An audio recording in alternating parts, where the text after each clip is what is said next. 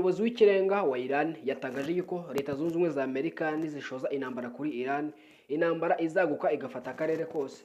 Ni nyuma yuko mu minsi ishize Leta Zunze Ubumwe za Amerika zadekaraye ko zijya gushoza intambara kuri Iran. Gusa Iran yagaragaje ko ifite ubudahangarwa bwa gisirikare ndetse n'ubundi bushobozi bafite mu gisirikare cyabo.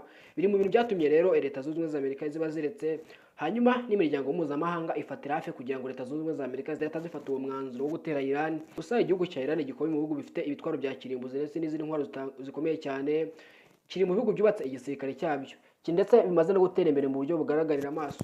Iran rero ni igihugu gihora kihagazeho by'umwihariko mu buryo bwa gisirikare ndetse na diplomasi. Ni igihugu gihagaze neza kubera yuko ni igihugu gikomeye cyane gihora kihagazeho mu buryo bwose, yaba bwa gisirikare, bwa diplomasi n'ibindi.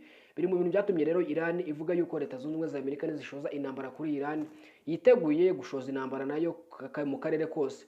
Biri mu bintu ushaka kugira ingaruka ku isi yose by'umwihariko muri gahunda y'ubucuruzi, cyane yuko mu buryo bw'itumanaho n'igura n'igurisha ry'ibicuruzwa runaka bishobora kubangamira ndetse ntibigire mu bihugu byagenewe cyangwa se bikabangamira ubucuruzi bwabyo.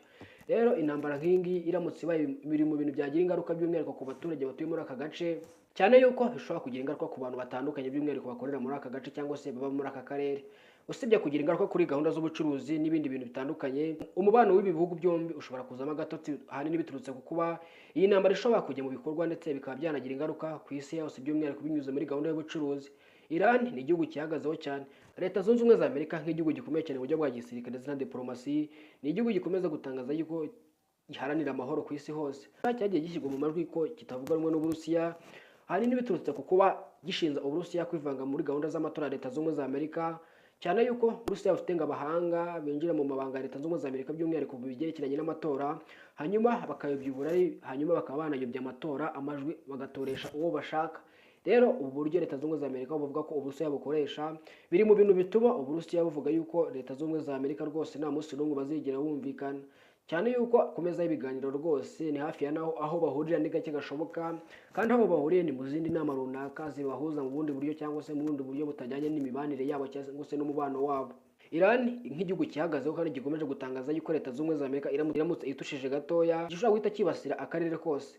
Rero biri mu bintu ushobora kugira ingaruka zitandukanye. Komeza ubane natwe hano wisanze ni kuri Taifa Rwanda, dukurikirane umenye amakuru yacu agezweho umunsi ku munsi. Kandi subscribe kuri Taifa Rwanda ujye umenya amakuru yizewe kandi uyamenyere ku gihe. Njye nitwa Eliza Taifa, ndabashimiye cyane, Imana ibarinde. Ciao ciao.